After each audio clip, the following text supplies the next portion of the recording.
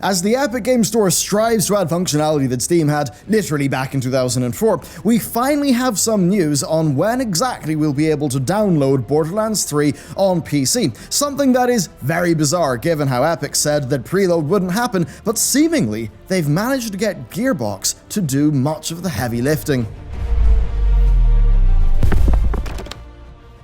Hey everyone, and welcome back to another Industry Report, the series where we take a deeper look at the most interesting gaming headlines. Today we are diving into the Borderlands 3 preload saga, and we're trying to figure out how Epic have gone from allegedly not having the infrastructure to support advanced downloads for such a large-scale game to being able to offer 48 hours worth of preload time, and all of this happening in the space of just a few weeks. Before we get into that, it's pretty tricky doing independent news on YouTube these days, so be sure to like and subscribe and ring that bell. YouTube actually give us the bell ring as a new statistic now in analytics, which I think pretty clearly means that's a stat that they are looking at. So any help there would be massively appreciated. And with that, let's get into the story. For a company that's apparently so dedicated to transparent communications with its player base, Epic really seems to hate telling people anything. Any proper announcements regarding preloading for Borderlands 3 had been conspicuously absent until Epic boss Tim Sweeney, in a response to a question on Twitter, stated that Epic wouldn't have support for preloading in the Borderlands release timeframe.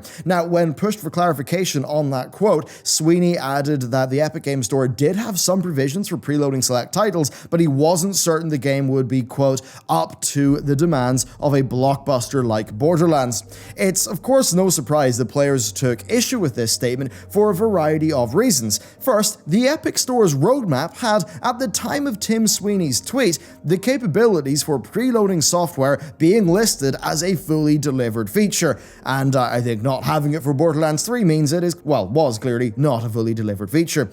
Now, the decision to not make the game available for early install, this meant that players would have to all just join the rush on the Epic Store at midnight on release day. There was, of course, a lot of skepticism as to whether the Epic Store could actually handle that load, given its generally ropey performance. In a later tweet, Sweeney did assure people that Epic services could handle all the traffic, and he went on to point out that, the most popular Fortnite events in recent months had been fine for them, saying that, and then he also stated the Epic services have comfortably handled over 10 million peak users with record internet traffic, which certainly is an impressive feat, but clearly the store has had issues.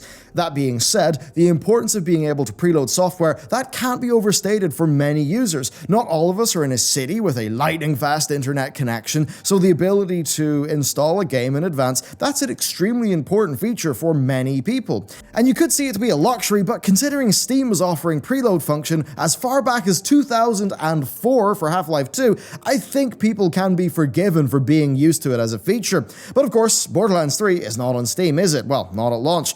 Another sticking point here is just how invested and successful Epic is in luring exclusives over to its marketplace. If this wasn't the case, then the Epic Store would be free to suck as much as it liked, somewhere where, we couldn't see it. But no, the problem is that Epic is trying to position itself as being an equal to Steam, being better than Steam, while being literally inferior in so many consumer-facing regards. And that's really what's troubling those who are voicing a lot of concerns at their favorites just going for Epic exclusivity. Now, Borderlands 3 is only a timed exclusive, though. It is due to hit Steam in March of 2020, but that's hardly a consolation. Add to this that Preload was confirmed for PS4 and Xbox One a good while ago, and it's easy to see why PC players felt so aggravated. Plus, of course, Randy Pitchford did do a whole series of tweets about how Epic will develop so much faster than Valve, and, well, that clearly has not panned out. Clearly, Steam's reputation hangs over Epic. It has obviously set the benchmark for digital PC gaming in recent years, and hell, even not so recent years, given Preload was available in 2004, so any new marketplace is inevitably going to be compared to it. Epic certainly have not helped themselves by failing to deliver what many believe to be core features, such as, to pick entirely at random, the ability to preload your games, or even things like consistent cloud saves. A gap in services can be expected at the beginning. After all, Steam has been doing this for years, but Epic need to work out how to just get all of this stuff working seamlessly because it seriously is embarrassing when you compare them to Steam. Now, back to the topic at hand.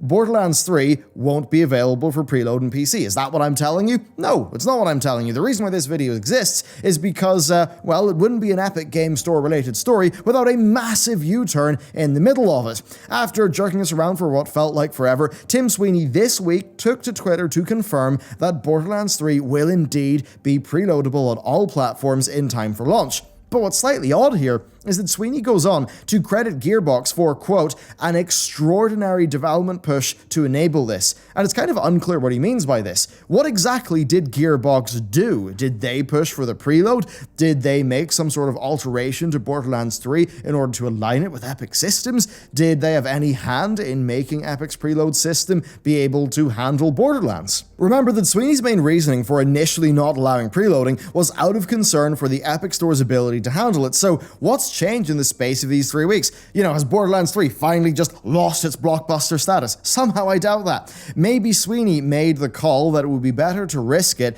by allowing players, risking allowing players to preload Borderlands 3 using the storefront infrastructure that wasn't quite ready for prime time, rather than placing too much faith on the store's ability to accommodate the onslaught of midnight downloads. After all, a midnight crash, you could see that losing Epic quite a lot of money, but, well, they'd be paid in advance for preloads, and preloads would probably allow that launch to be a lot more smooth, so it seems like that might be the savvy way to do things. I think what makes this very interesting is the time frame. That just makes this whole chain of events a little bit more concerning. 3 weeks ago, the Epic Store, according to its actual boss, was not capable of preloading a game on the scale of Borderlands 3, and now, all of a sudden, this week, it can handle it totally fine. It's a bit weird. Sweeney's commendation of Gearbox's efforts just enhances the intrigue, as you've just got to wonder exactly what did the studio do in order to get their game into a marketplace that apparently was not ready for it.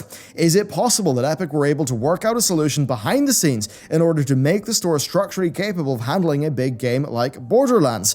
It could be, but again, the time frame is pretty tight, although it's not like Epic to shy away from some crunch. But then again, Tim Sweeney felt the need to outright reject the possibility of preload a few weeks ago. That does indicate that he did not envision a scenario in which it would have been possible for Borderlands 3 to be preloaded.